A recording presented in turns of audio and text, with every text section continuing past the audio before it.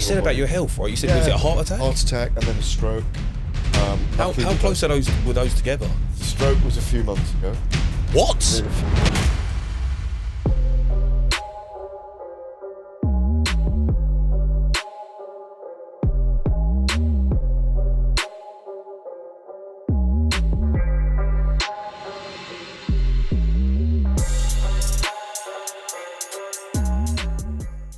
The man, the myth, the legend, Gareth A Davies. How are you, dude? I'm really honoured and privileged to come here and chat to you, Jordan, because I know you're a huge boxing fan. I am, yeah. Been seeing around boxing for a long time now. Yeah. You look like you've got a dig on you. Do you know what? I hope so. Big heavyweight dig. You'd be a heavyweight, I think. I would. Cruiserweight or heavyweight? Oh, heavyweight. I'm about 19 and a half stone. So I'm well into the heavyweight. Fun fact, actually, I met Fraser Clark just before he did his stint in the Olympics, and I interviewed him for the BBC, and we had a little competition on the punch machine, and we went 3 for 3. 2 of the times I beat him. Wow. Beat him. The last time, I think he had a bit of pride issues. He broke the machine. He hit that hard. He was like, I can't have this. I hope I got a bit of a deal. You'd have been living on that forever. Exactly. Yeah, that's what I'll be saying the whole time. Well, Gareth, look, dude, thank you so much for joining me, man. I've said it before, actually. You're a very unique character, right? And I feel like that is a statement to make because boxing's full of unique characters, but you stand out even amongst those, right? And I was cracking up. I was talking to a couple of friends when I said that Gareth's going to be on the show. And I said, the reason why I like Gareth so much is, for me personally, he's a genuine breath of fresh air. Because the first time I met you, it was at a Misfit show. Yeah. And we was upstairs in Wembley in the Heineken bar. And there was all these people. We were in the VIP lounge. The VIP, yeah. We'll call it the VIP lounge. The VIP it was. I'd snuck in there. You deserved to be in there. I'd snuck in there. Well, I could see you schmoozing and chatting. Louis Theroux was there. Yeah, exactly. So like Louis Theroux was there. Yeah. KSI was fighting that night. And I started nudging, going, oh, there's Gareth A Davies. So I'm going to ask him for a picture. And you came over.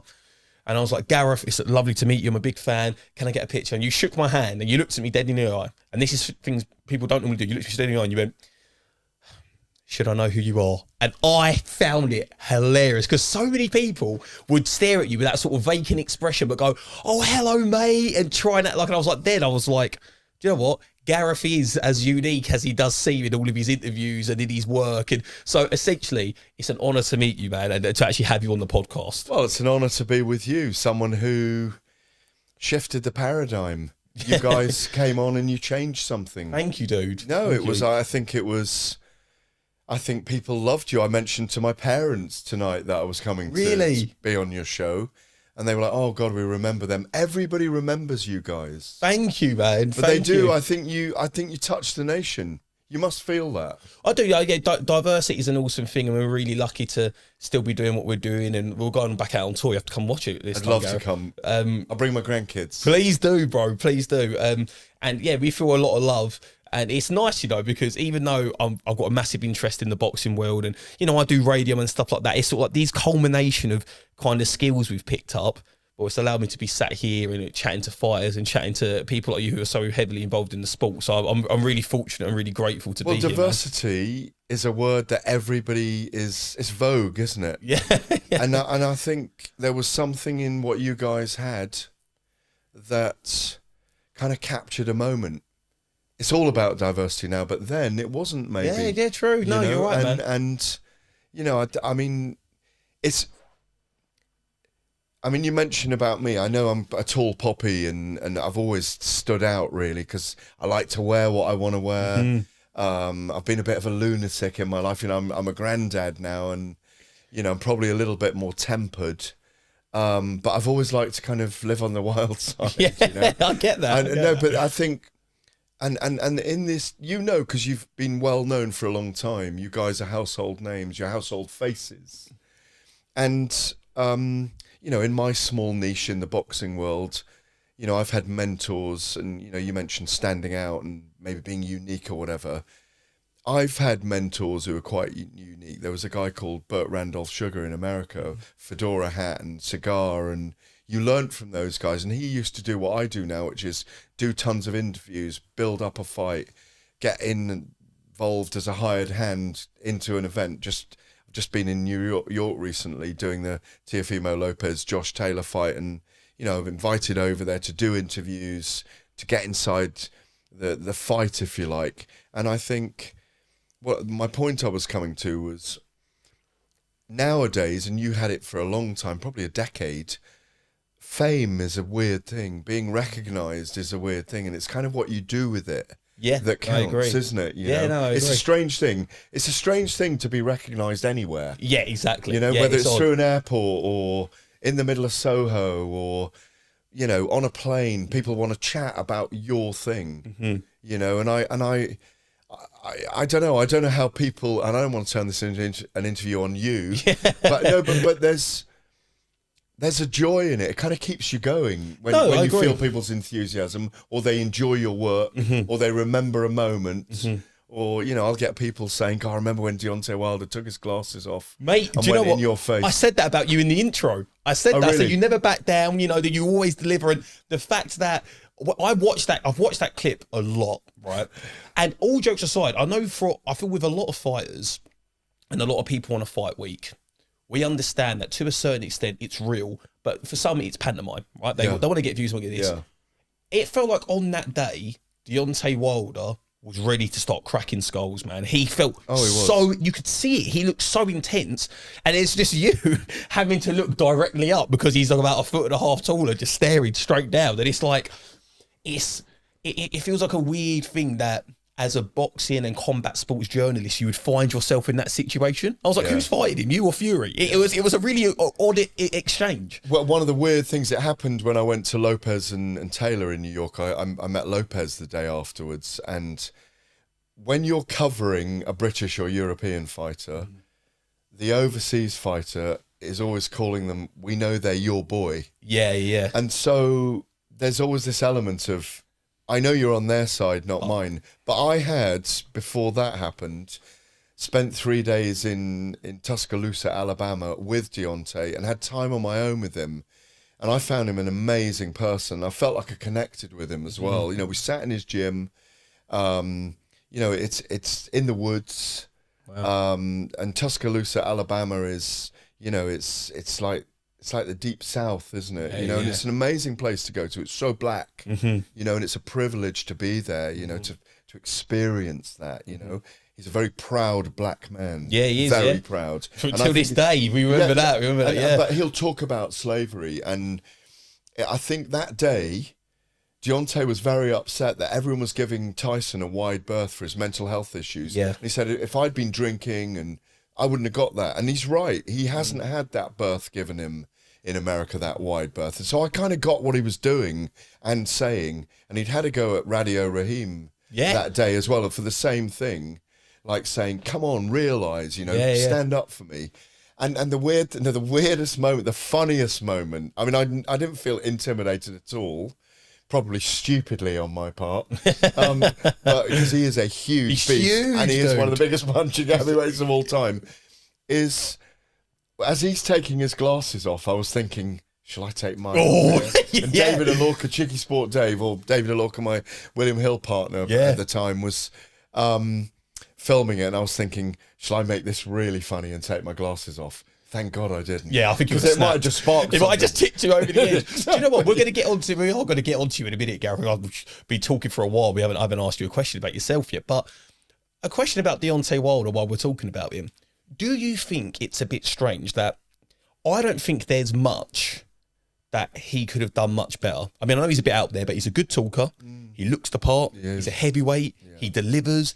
Knockouts. He's emphatic. Everything he does. Controversial. Even. But I feel that in the States, he doesn't have the name. I think he's got more love here than he does there. Like I know, absolutely. I don't understand why.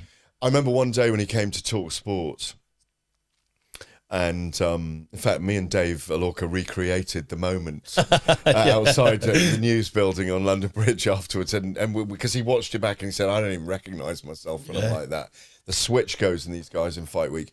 The sports and entertainment landscape in America is very crowded. I don't know if you guys went to break into the American market. Like you said, even it sounds like a weird thing to say, the dance market's flooded there. Everything's flooded there. So unless you went there and you had your stunt and you were doing you know, Radio City Hall and all the shows and Good Morning America and all those things. I think it is hard to break through. And I think, I think Deontay, when he's not around a fight or a big fight week or at an event, lives quietly, Right. you know.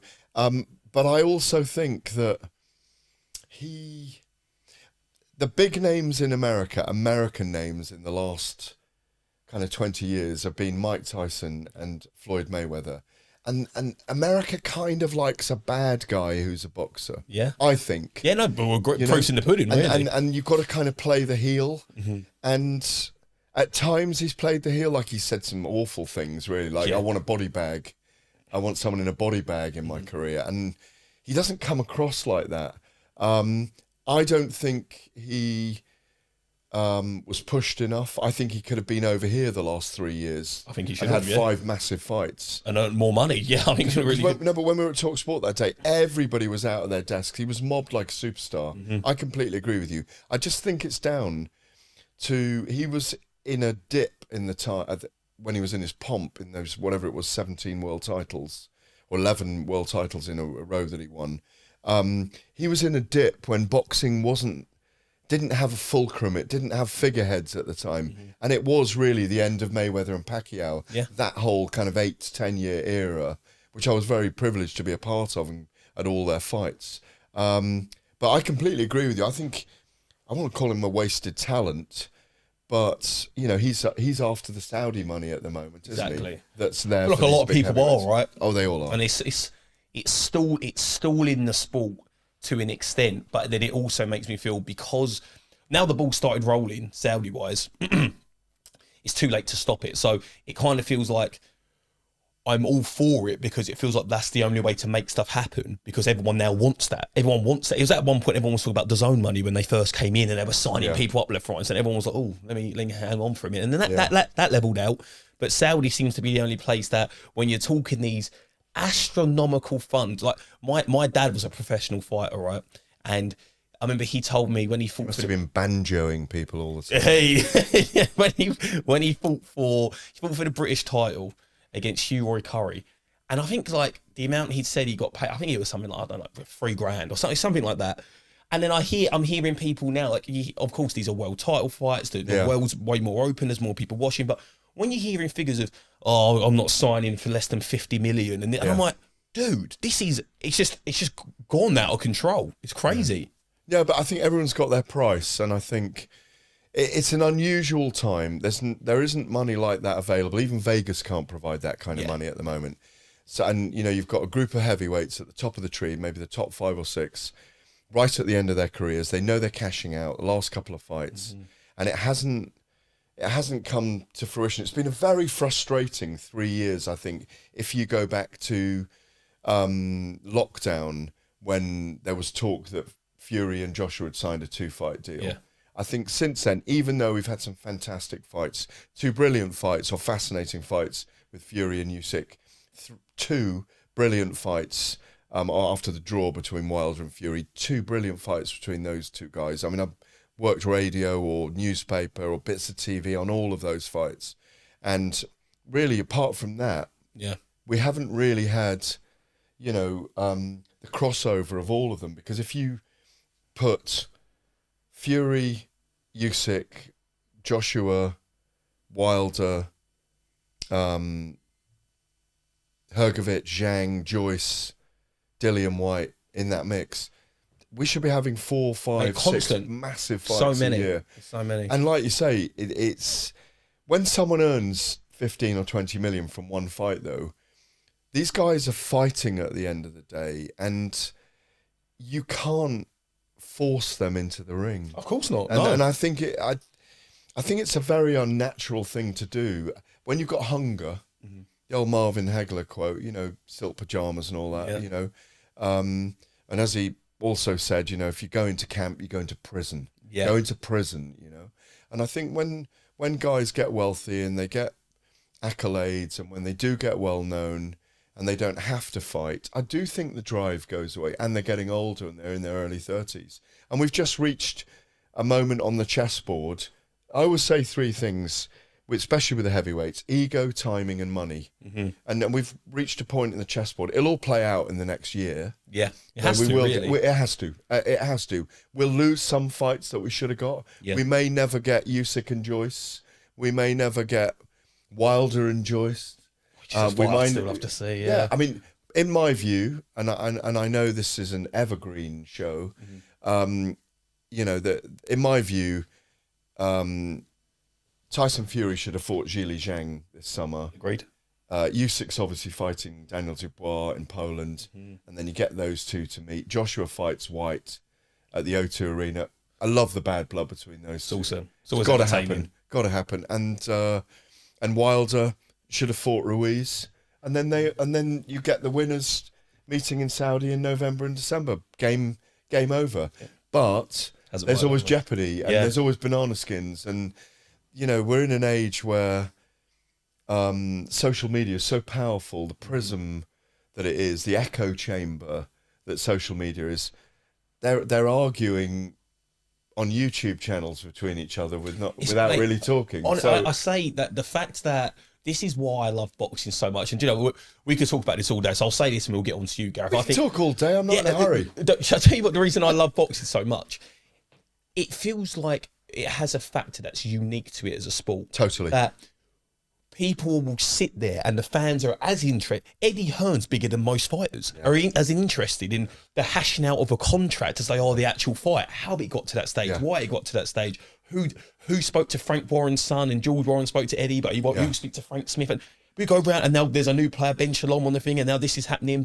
And before you know it, there's like this weird, almost like soap opera of promoters and managers, and not even the fighters. Like I genuinely watch YouTube channels like the one we're on now, filled with interviews from people like ourselves, managers, but people who have never and won't step foot in the ring, but we're all interested because they all sort of hold part of the key to what's going to happen. Yeah, there's a lot more nuance and a lot more layers today because of all of that, because it's much more open, and you can see more and you can hear more. And if you go and find it, as we can with the internet online, there's stuff there. And I think one of the fascinating things, as you say, with boxing and with fights, but mainly with boxing, is that you have got the politics of different belts. You have got the politics of different broadcasters. It's not like that with other sports. It's a schedule with other sports. And even though at one side of the spectrum will say, the best should be fighting the best all the time, which is what a lot of the MMA organisations have done very well. Yeah. They are the world champion in that organisation. The UFC is very big, enormous, a conglomerate, obviously in mixed martial arts. Part of the fun is all the detail of, are those promoters going to come together, the rivalries between them. I think you mentioned Eddie Hearn there. He is a huge figure. I think they learned from Dana White in the UFC. Yeah. Build your promoter as a big figure. Or maybe they learned from Don King. True. Who made himself as big as the fighters. It goes all the way back. You can see that shock of hair in the posters of the Rumble in the Jungle. Yeah. Back in Kinshasa and Zaire in the mid-70s. So, it's the promoter's always there when the fighters retire or have gone through their 7 to 10 years of career. No, Eddie did the smart thing, and as you say, he's as big as his fighters, if not bigger. Yeah. And he puts himself out there, and he can make a fool of himself, and he's smart with it all. It's a fascinating game. It is, and I have a rule. It's kind of one of my watchwords, which is believe what you know, not what they're telling you. Because that's true with boxing. True. Smoke screens, and you start with an empty arena that they book. A main event, and then they build an undercard, then they got to sell tickets, hype and promotion, and finally, after weeks and hype and promotion, you get the fight. And if you're a boxing fan like you are and I am, well, I don't call myself a fan actually because it's work. I've always been strict about that, not calling myself a fan, which I'll get into if you want. Exactly. There's some of the things I want to discuss with you, actually. It's that when a fight's announced between two people, you know whether you're excited or not. You just see the silhouettes moving. Styles really do make fights. And fights that are going to be boring, or a chess match, or that are going to be a barn burner, that are going to be a ding-dong, that are going to involve two heavyweights who are chinny but massive punches, Yeah. etc., etc. You just know, and if you know your boxing, you know it. You know, and that's what true. is so exciting about it. That's why sitting talking about it is like fun in fight week, sitting chatting to the fans in bars when you go through. It's wicked. You got any tequila tonight? Or Joe, I wish I did. I wish I did, Gareth. I even said about you, I'll find Gareth sipping a tequila with an elf bar in his hand, and I'll let you down. Afterwards, we'll do it, sir. Yeah, definitely. So, Gareth, then about you, right? This is a fighter's life. I want to know not just about boxers and the fighters, but also about the people that are in the industry and surrounding it.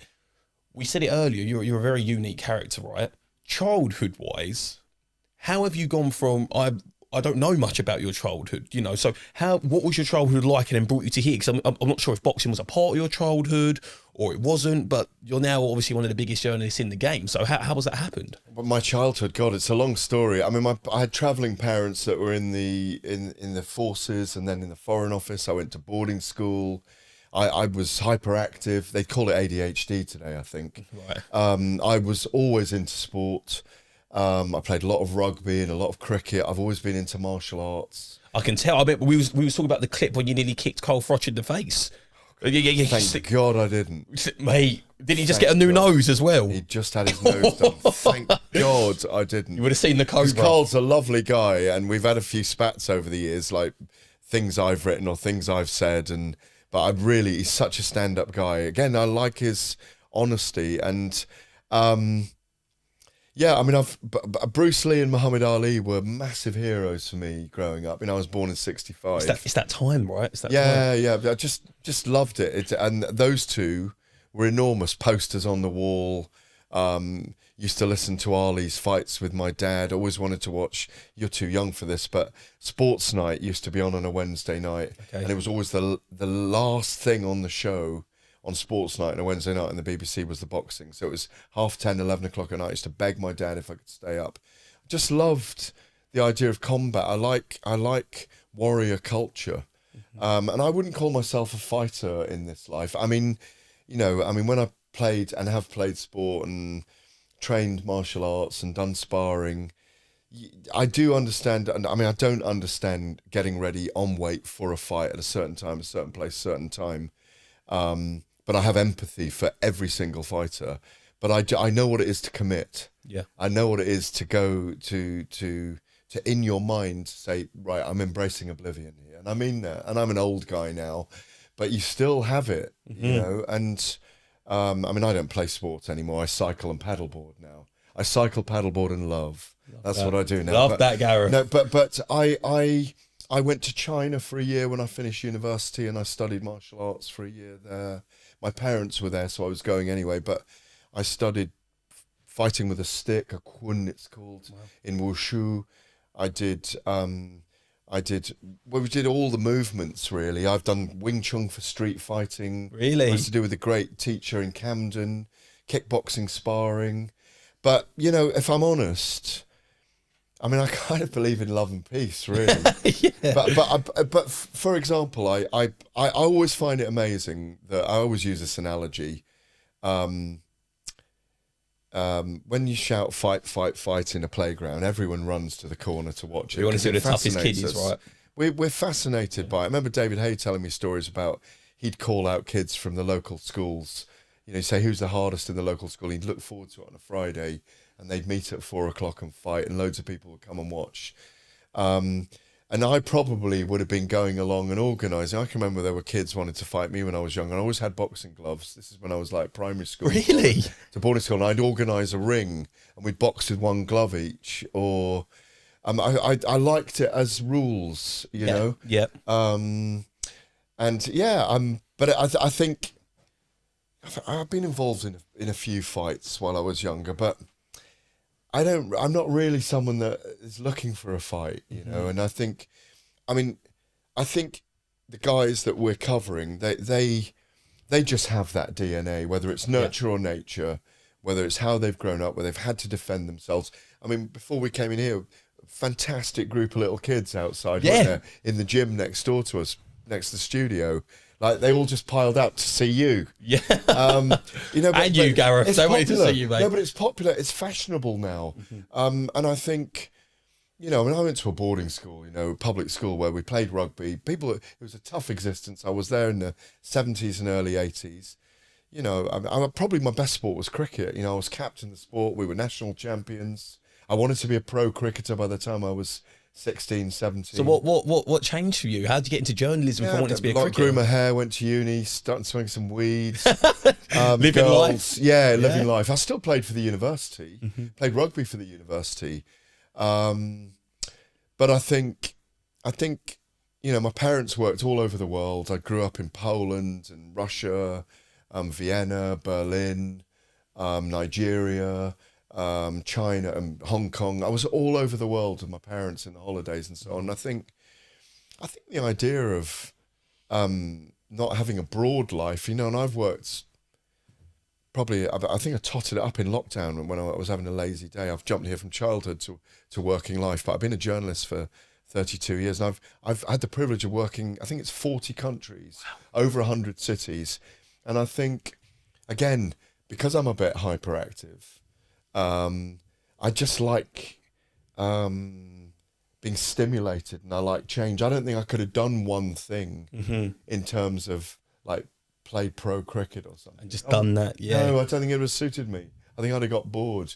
I think I'm very lucky in my meandering existence where it's taken me, Well, we've said it before, like listening to that, you've lived quite a life. Oh, no, I've definitely lived. Yeah.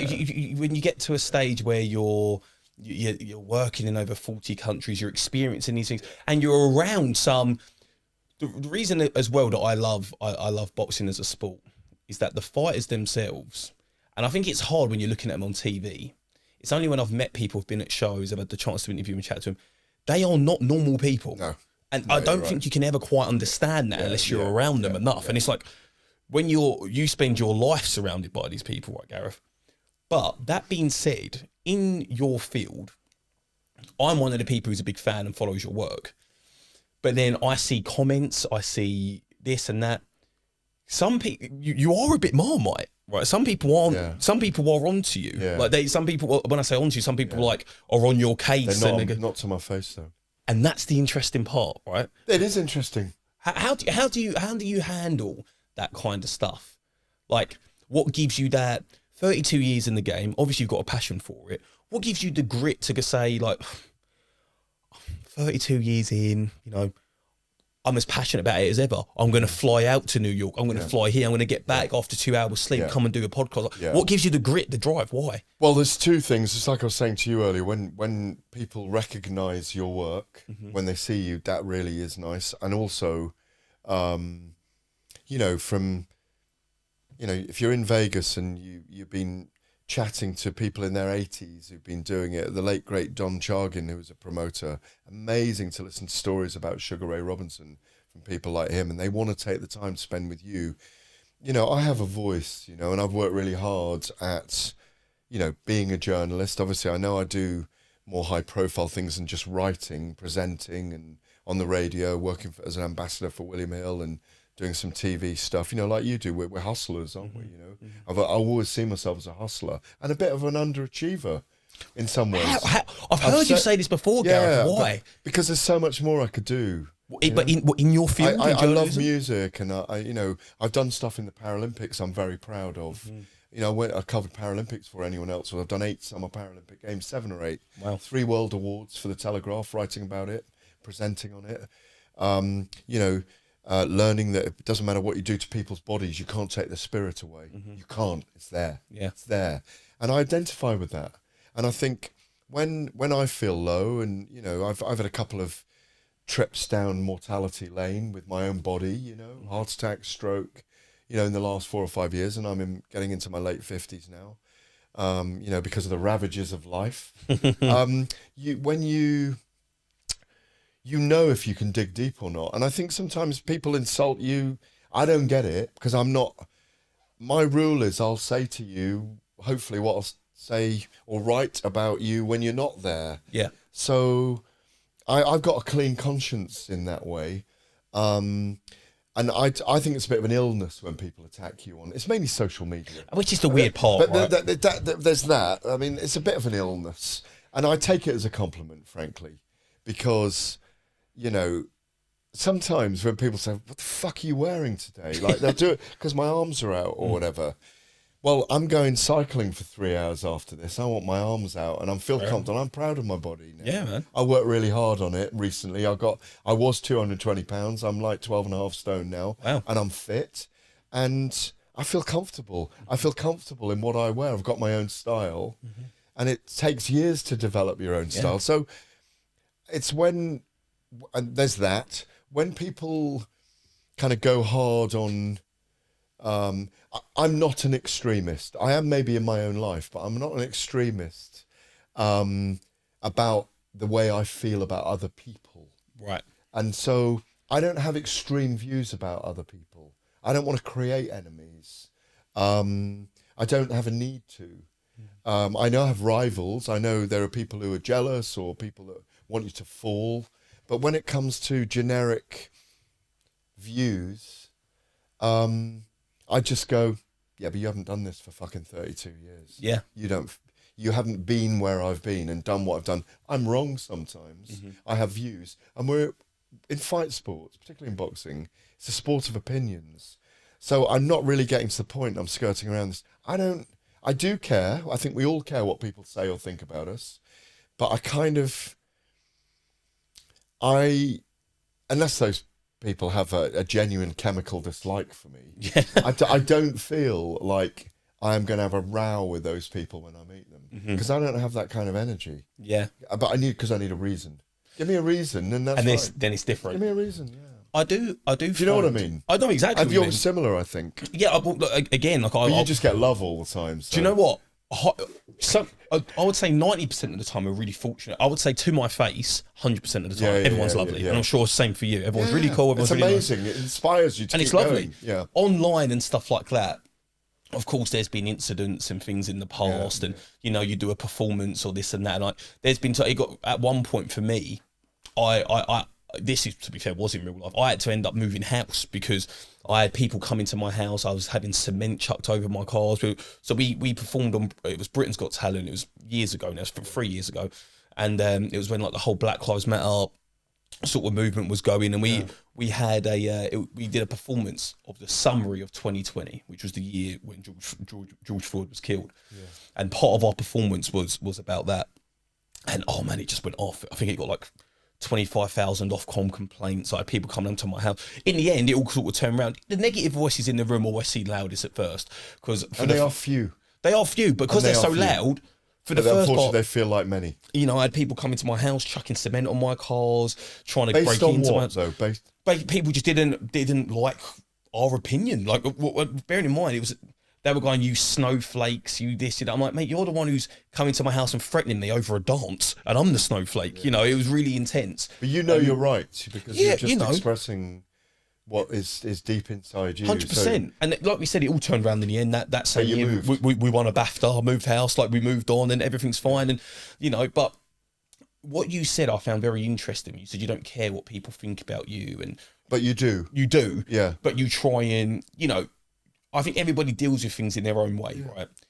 Your job and what you've your whole career has been writing views on these fighters, right? Yeah. And I guarantee there must have been some times when, some fighters haven't been happy with what you've.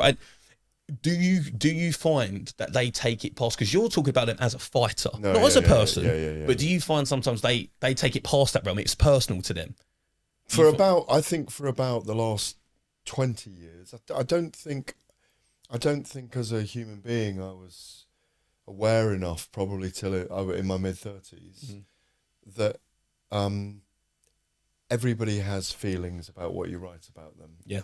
And I do have great empathy for fighters. If someone's 4 stone overweight, and they're stepping in at heavyweight and they've just been scaffolding all day, I'm not gonna, from that range to your Anthony Joshua sculpted physique, I respect all those guys that step in.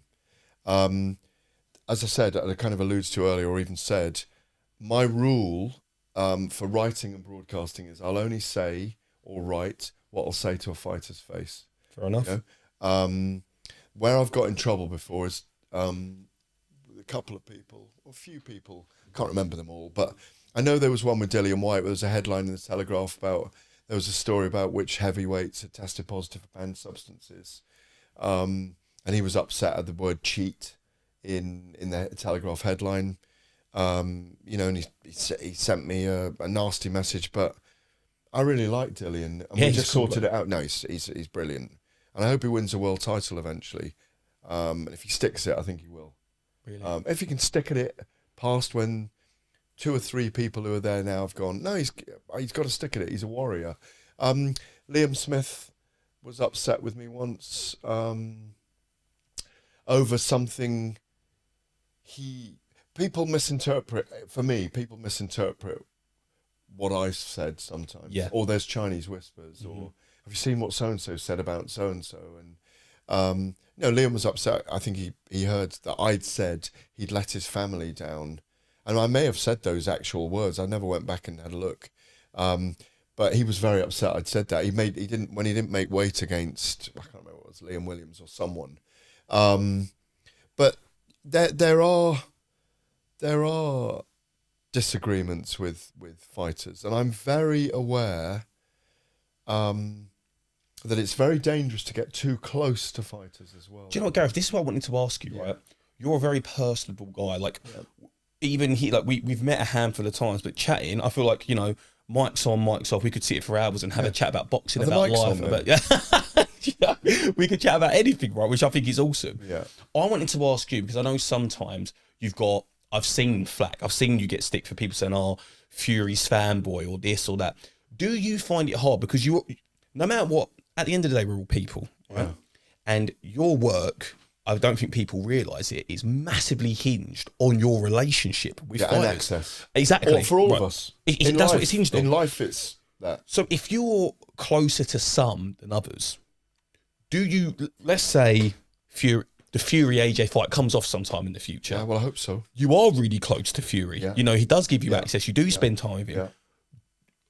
Being honest, do you find it hard to not be biased in what you're writing sometimes? I'd love Freddie Cunningham and Andy Bell, 258 Management, to go, do you know what? We're going to give you unbridled access to Anthony Joshua going into this fight. You can come with us for 6 weeks. I'd be there with them. I'd be there with them, regardless of whether the Fury team was saying, you can have the normal access you have, because it's all about access. I'd love to delve into where Anthony Joshua is. I have a relationship with Tyson Fury because it goes way back in the day before he fought Klitschko. I was there at his debut in 2008. I've had a closeness. I always look at it as, because everyone's got an opinion that there's these words fanboy and fangirl around today, and that you're siding with one person. I believe Tyson Fury is the #1 heavyweight in the world. I think he would beat Anthony Joshua in a fight. I think he might stop him. I think Joshua has a chance. I think it's a 70-30 fight. And I'm just honest about it. I'm always honest about who I think will win. It's not because I want them to win. That's who I think will win. Yeah. There's a distinction there as well. Do you find that hard to not blur that line? Because as a journalist, I suppose... No, I never blur that line. And you find that easy to not do? Well, it's not easy, but I never blur that line. And also, when you look back in history, if you're in the media, I also have different hats, don't I? I'm a written journalist. I'm working for radio. I do presenting for TV. I do press conferences sometimes for bare knuckle fighting or Professional Fighters League in the past. And if you get access to someone, you're not going to say no to it. Look at the relationships that people like Harry Carpenter had with Frank Bruno, or Muhammad Ali, or people give you access because they respect and trust you as well. And trust and access and longevity gives you those things. People know, when I was in New York recently, spent time chatting to Bill Haney. Devin Haney's dead. Yeah. And you build a rapport with people. You don't, and I'm kind of an elder statesman doing it now, even though I don't feel like it. I've got mentors who are in their 70s and 80s, but I'm nearly 60, And I have lots of young people asking me, how did you get there? You get there by dint of just really digging deep and working hard and getting the experience. You can't buy that. You can't get it overnight, you know, and the world's changed. And you know, I say to young people now, a lot of young people ask me how to get it. I say, find a youngster who's coming up in the sport and align yourself to them and go film them, do 360 media on them, but try and get in with someone who's really established as well. Go and sit in the gym for 2 weeks and say nothing. Show them you want to be in there.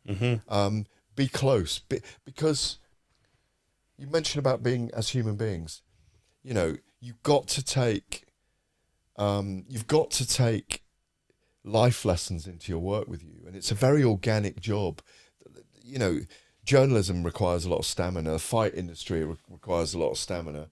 You know, if I've worked on an event, I've got to go back and write till 2 a.m. I can't go and party. Then I want to go out and party. But I'm probably got enough energy. I've had a few tequilas while I'm writing, but it's called wetting the whistle.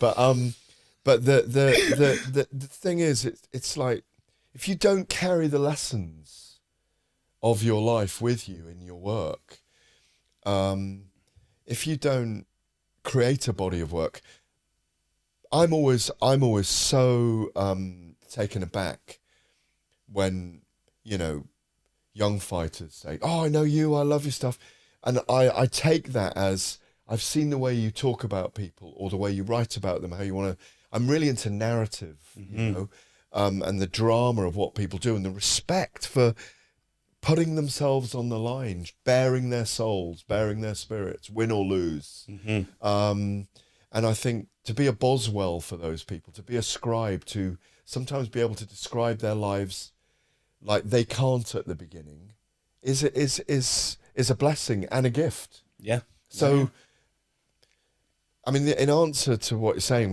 which is a bit elaborate, I've given you, it's about, I really do love fighting, and I feel like I understand it, and I see it as a deep thing in our DNA. I see it as a warrior thing. It's like I was saying to you about embracing oblivion earlier. If I had to, I would. Yeah. And I know I could. You can, and I think that's the thing. I know. Right? I know, and I've dreamt about these things, and in half sleep. This is a bit where I go a bit weird. I haven't had a gummy, by the way. But I'd like to have had a gummy by now. But have you got any gummies? Oh, unfortunately, I don't. Again, Gareth, I'm running on stock and everything. But in we've all got the DNA of things past in us. We all come from something that comes from something that comes from someone that comes from someone, and there are journeys and adventures and wars and fighting and exploration, and it's all in us. I think, you know, and it's whether it comes out. Like, how many heroes were created when young men had to go to war in the past? People that didn't know they were going to go and drag 5 guys back, because they weren't going to leave out there with no legs. They didn't care about their own fucking safety. They were just going to do it because they could not leave that. Like, you're not going to let 5 people beat someone up over there across the street and just walk away. You wouldn't do it.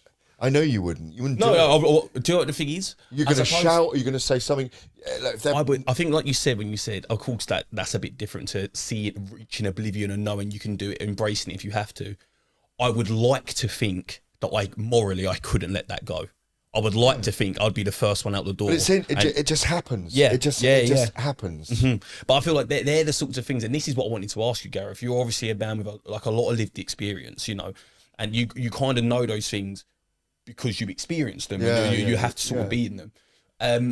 What, based in your, not even just in your career, just in life, what has been one of the worst moments for you where you've really had to, maybe not like embrace oblivion in the obvious way that we've been talking about in terms of fighting, but just in general, you've really had to look deep and go, mate, I don't know if I'm going to get through this, or I have to fight to get through this? Are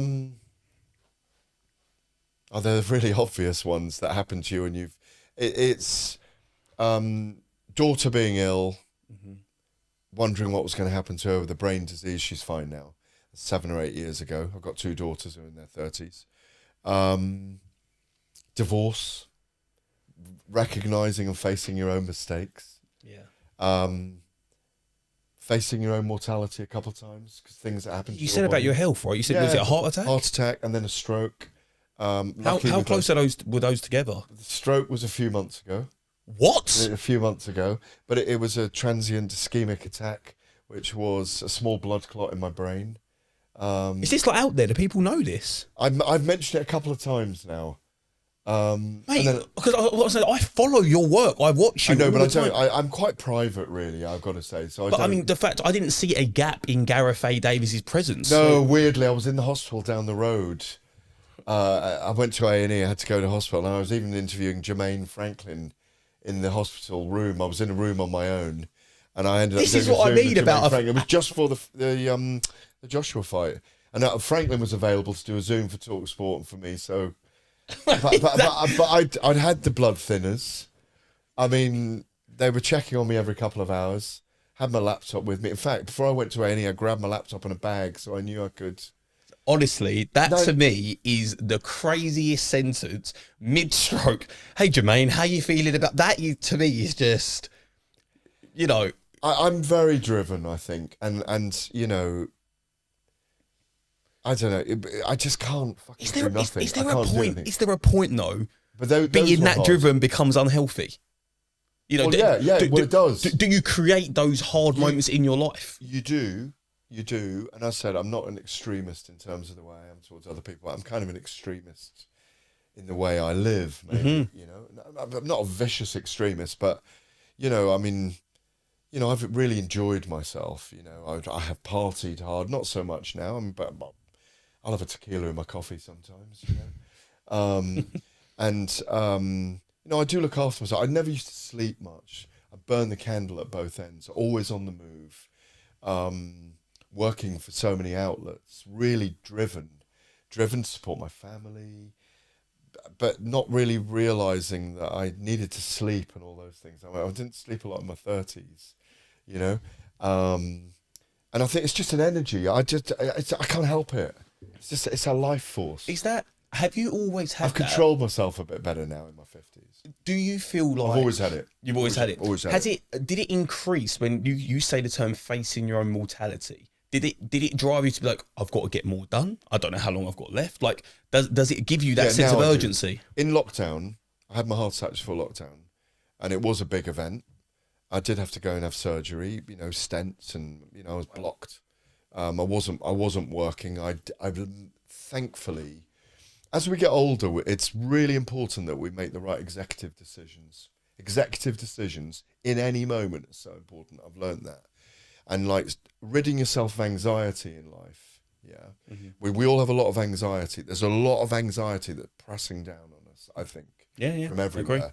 And the sooner you can get rid of anxiety, the sooner you look after yourself physically in terms of exercise and in doing things you love. I mean, as I said, I like cycling now. I do miles and miles, hundreds of miles a week. Wow. If I go to New York, I get a city bike. If I go to another city, I'll get a bike and cycle. If I can take my paddleboard, I go on the rivers and the sea. I go down, you know, I mean, you're down by the coast, aren't you? Yeah. I'm down there all the time. If I get 5 hours free, I'll get down there, get on the water, pump the paddleboard up and go. So I think I think the question was, did it change something? Yeah, it's definitely changed something. I used to just work and not look at, now, if I go travelling somewhere and I'm working, I might stay a couple of extra days. Nice. You can't let it define you. I don't think you realise that till you're a little bit older, and a couple of these things have hit you. And I try and make the most of it, and I really enjoy it. And you know, if this is the last show I ever do, this is the last show. You know, No issue. So you spoke about. I feel blessed. You feel blessed. I feel blessed, and I feel very empowered as a human being. You know, I do think we go through. Women often talk about it, you know, and women are always right. You know. I've learned that the hard way. My wife has told me that, and I agree. I think women are mostly right, to be honest. To be fair, I really do. You know, we're different. We're kind of.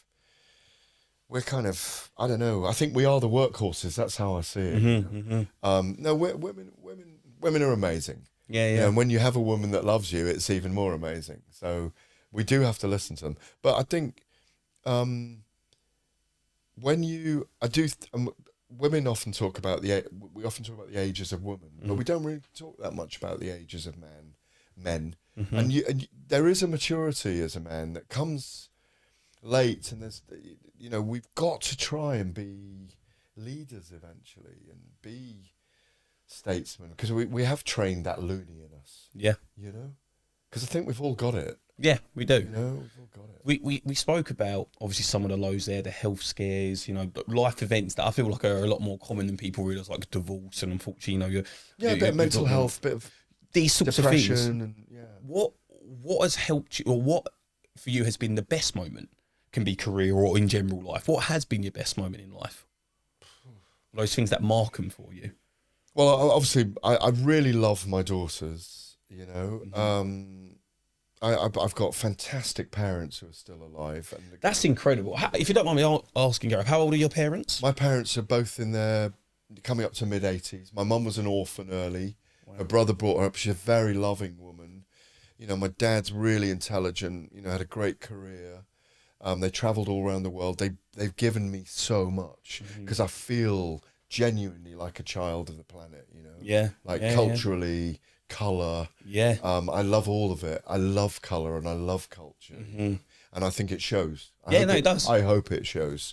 You know, and I think again, it's. I'm so lucky that I'm always encouraged by my parents. Now, I mean, listen, I had some bad reports growing up, but I dreaded my dad reading my reports. But they're like two of my best friends now. Really are my parents that got older, because they're such elder statespeople, and I rely on them for a lot of. I'm going to miss them when they're gone. Do you know? I love hearing that, Gareth, because my mum and dad. So my mum has managed diversity since before Brits and all that stuff. So in terms of a work relationship, my mum's like my boss, right? She manages us, she looks after us, she does everything. Yeah. I see her every day. My dad is like, honestly, my best friend. So every time I sing at a fight show, my dad... you and him peas in a pod? Honestly, my dad comes everywhere with me. He's at my house like every day. I do. But that's him there. Why I'm like, that's my dad there for when in his fighting days, right?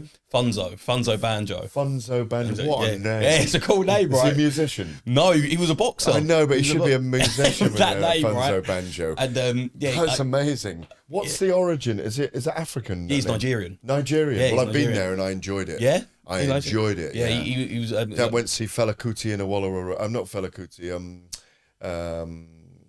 Was it Fela Kuti in Awolowo? I wish I knew, man. I'm not too sure. The great artist. I'm not too sure. Jazz club on Awolowo Road in Lagos. I went to Lagos 4 times. Gareth, you're more Nigerian than I am at this point, mate. I've never been. Heavy. Yeah, I'm talking Nigeria in the mid-80s. Babangida, General Babangida. It was military rule. Wow. And like it was heavy still. Like Nigeria's really blossomed, and like you know you had to watch yourself. You had to front up a little bit. You know, I was 20, and we used to go to the markets. Had shirts made. Really? Yeah, there was some really good weed there. Some really good weed. But we had a great time. You had to be careful at night. I bet, man. A Kedja and a Papa. I don't know if you've heard of these. No. I've never been. I'd love to go one day, but it's amazing countries. They're a very powerful nation, Nigerians and a very physical nation. Yeah.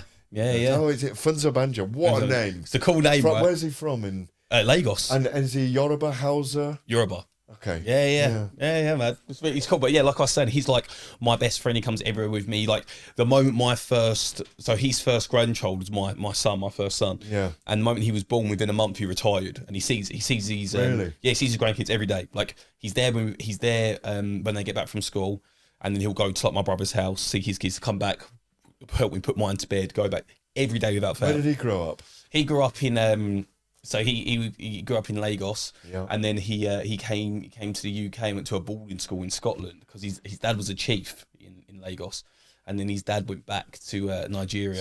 So he's quite an amazing mix of British and African gentleman. Yeah, and it's an odd vibe. So he's made you like that. Yeah, well, I hope so. You have the bearing of a gentleman. Yeah. Oh, thank you, Gareth. Yeah. I hope that and then he started fighting. You know, he was a bouncer from when he was 16 because he's such a big guy, and then he started. Is he bigger than you? Do you know what? Me and him, believe it or not, me, him, and my brother. My brother's the tallest one. He's 6'6". We are the smaller side of the Banjo family. I've got cousins who are like 6'9", 6'9", like massive, right? Yeah. And then he started fighting. I think that's where my sort of love of boxing comes from. Like, did he want you to box? No, wouldn't have it. Would Really? not have it. Really? Would not have it. I really Didn't want his to. baby Really to box? Wouldn't let me. Me or my brother wouldn't have it. Like, I remember. What did he want you to do then? Obviously now it's a bit different, where I've got into like the sort of entertainment industry. But initially, when I was growing up, all I ever wanted to be was an accountant, because that's what he used to sort of drill into. All I wanted to be was an accountant. And now I look back and I don't think I was made for that. What about sport though? Do you know what? I was never very good at any sports. I think it's because I took zero interest in any sports. The only sport I've ever taken an interest in is boxing. It's the only one I wasn't allowed to do, but it's the only one I enjoyed. Yeah. So what it's like now, obviously now I'm older, I train more. I have my sparring sessions. I have this, and in my sparring sessions, my dad, like I'll just go to like a local club, right? Yeah. I go to like a local club. It's about 10 minutes from my dad's house. And it's just like a class sparring. And every sparring session, my dad comes in and he's sat in my corner and he's shouting instructions. So even though there's coaches in the gym, my dad's there with me, giving me instructions. I go back to my corner. Like, me and him are like this 24/7. So in a long-winded way, I was saying I really appreciate and understand that sort of deep love and connection for your parents. It gets even better. It gets even better as you get older, because they have the experience of things that you're going to go through in your life through their other friends. They might not have experienced everything they're going to give you advice on, but that's why we need to give credit to older people in society. There are so many, the bag lady at the bus stop. Don't ignore her. She might have the best bit of wisdom you've ever you never know in your life. You just do not know. And it's, I think, going back to, talking about the Paralympics and people with very obvious perceived disabilities, to use the D word, that it's very easy as human beings. I think sometimes we're hardwired to write people off because we see a weakness in them. But just don't underestimate anyone. Don't underestimate a little old guy walking along with a stick or whatever. Yeah. He's had a life. That's how he got there to 90. He's had a life. He hasn't been sitting in a room for 90 years. So, that's what I love about, again, to come back to fighting, is to find out, why do I fight? Yeah. Why do we fight? What is it in us? Why do we have those instincts? Why do we have insecurities to need to fight? Why do we need to express ourselves through fighting? Because none of that, to bring it back to the round, is normal. No. It's not normal unless someone is trying to get you and you have to survive. Do you know what I mean? Man. Yeah, 100%. That's what's so fascinating about professional fighting. It's a strange game, because it's so primal, as like the instincts involved. So primal. But when you look at it, when it's all built up and you're looking at a massive ring walk and it's all glossy and people have got artists performing for them and it's all this stuff around it. That's what I find so fascinating. Now, it doesn't matter whether you're Anthony Joshua with your hundreds of millions, or you're on a small hall show fighting just because you love the sport. It's once you're in the ring, seeing that sort of that gaze sort of fall, and you just become part of it. It's a really interesting thing to see and be a part of. I think I've so many fighters that I've spoken to said, you wouldn't believe, in the room, in my dressing room, or in the ring while the other person's walking in, if I hadn't been for my corner there, I'd have been falling apart. I was crumbling. Chantel Cameron told me that the other day before she faced Katie Taylor. She was in that ring for 6 minutes. I was really surprised, because look at the performance. Mate, she was incredible. She commanded like the champion for the whole I smile. I'm a huge fan of Katie Taylor, but thinking about Chantel Cameron, the journey she's been on, and let's be real, I mean, I feel like if you were a boxer, a lot of people said, if you was a boxing fan and you kind of half knew fighting or you had an interest, I feel like a lot of people, might have tipped Chantel Cameron, or, had at least gave her a big chance. But I feel there was a big portion of the world where she was a massive underdog. No one gave her a shot. Like, a lot of people didn't. Yeah. So to see her come through and, and that's not diminishing anything Katie's done. She's She's changed women's boxing. You know, she really but, has. But she was crumbling in the ring while Katie came in to. Can we vape, mate? Do you know what? I'm going to be honest with you, Gareth. How long have we been chatting now? About an hour. Yeah. Do you know how I've been waiting for it? What flavour you gone for today? This was one I got in New York. It's mint tobacco. It's lasted a couple of weeks already. How's that lasted you a couple of weeks? 5,000. It's 5,000. Wow. One of those $30 ones. Nice. Are we allowed to vape? Well, do you know what? Crack on, mate. I mean, I'm sure someone will tell us off if not. But I've got, just so I can get the fun. There we go. The famous Gareth A Davies. There it is. We got it. We got it. Well, Gareth, look, mate, thank you so much. There's a couple more things I want to ask you before we wrap up. I thought we're just getting started. Mate, this is good fun, right? This is good fun. It's fantastic fun. I hope it's all right to vape. I won't get thrown out. No, I'm sure we'll get told if not. Has there been anything for you? Well, because it feels like when we chat, you're very profound. There seems to be... You kind of live life to the max. You just live, and you know, bad things happen, good things happen. It's all part of the journey. It's simple though as well. Right. I look to keep it simple now. Is there things that you regret, boxing wise? I mean, like fight news wise, journalism wise, life wise. How have you moved on from that? Have you dealt with those things? Not really. I know because things I regret. I wish I was better as a journalist. What would make you better though? If I was harder about things. I can't do it. I can't. I've got too much empathy. Really? Yeah. I mean, I'm not hard. I feel like a pussycat sometimes. Shall I tell you when I noticed that? Yeah. I noticed that about you. It was during the AJ fight week for AJ Franklin. And there's so many... Now, don't get me wrong. I'm not saying I agree. I think they're being overly harsh. But so many people laying into him, almost to getting like... I think back, I was like, it was only a few months ago you saw this man break down in tears at a post-fight press conference. How can you feel nothing towards that? I really got it. I was there. Myself and Spencer Oliver, we got hammered for this. I saw you go up to him after, right? Yeah, we got hammered for it. But this is where where you were saying earlier about people criticising. People don't realise, they think I don't get on with Eddie Hearn. But it's you have professional disagreements, but you're in the same industry together. You're working, it's a very small industry. I think... I've known Anthony Joshua before he was famous, if I can say that. Yeah. I wish I'd known you before you. And you know, I've seen how far he's come, and he's done brilliantly, and he's been amazing for so many of us in the industry here, for so many British boxers. I've never seen him really do anything wrong. Yeah. You know? True. Again, you go back to BLM and he read out a statement and he's not racist. Yeah, he gets... I don't find him racist. I don't want to jump on either side of the argument, but my understanding was, didn't he read someone else's statement? About supporting your community or right, your colour or your shot. He's not racist. He's a... like yourself, you know, he has very upstanding... Nigerian and Irish ancestry. Oh wow! Okay. I think he adores his mother, who he listens to. Who he's always. I think he's probably the apple of her eye. Really. And I think my concern for Anthony is how it must bug him that he didn't take up boxing earlier, because when he broke down. And showed emotion, basically. Yeah. When he lost to Usyk the second time, it was frustration at himself.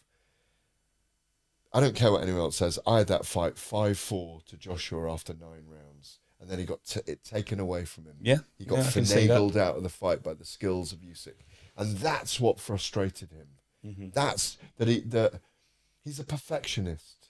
The guy works so hard. He's not out there spunking his riches, you know, on this, that, and the other. He's a very considered individual. I love the fact he asks your opinion about things. Yeah. So many times I've only said, "What do you think, Big G?" Calling me Big G. Yeah. But you know, when he was wanting to turn pro or go to the Commonwealth Games after winning the Olympics, he would ask your opinion. What do you think? You know, and he went around the world. I think he's a great guy. I think he could have been a bit closer to the media. They do have a policy with him of less is more. And I think when you and this relates to me as well when I think about this, you have your falls in life, and that's when you do need people around you, and you need a support network. And if you haven't developed that support network, there's something missing. And I found that in lockdown, by the way. Yeah. I think a lot of people did. I live in a tiny village, and I suddenly wasn't on the moving circus anymore. And I thought, I need to change my life. For someone like you who has to be on the move to sort of be at peace, that must have been a real weird time for you. And I think it's the same with Joshua, with when things didn't start going right in his career, when there were, because the rise was extraordinary. Oh, it's crazy. Never seen anything like it, we haven't. Yeah. And I think, listen, he's extraordinarily successful. I really want to see him fight Fury. Yeah. I really want to see him fight Wilder. I really want to see him fight Joyce. And I want to see him fight White. I don't know if he's got 4 more fights in him. I don't know if he needs to. True. When you've got riches and fame and all those things to the extent he's got it, how much more does he need to achieve? I don't know. I rambled away off subject there, but a little bit. No, 100%. But you were saying when everyone was hammering him in the fight week. Yeah, I felt like it was. I feel it was an interesting dynamic, because I do feel like as fans of the sport, I know you said for you it's work, not being a fan, but as fans of the sport, we can be so relentless at people. Like I'll be on YouTube every day watching interviews, scrolling through comments, and it's weird how the tide sort of shift.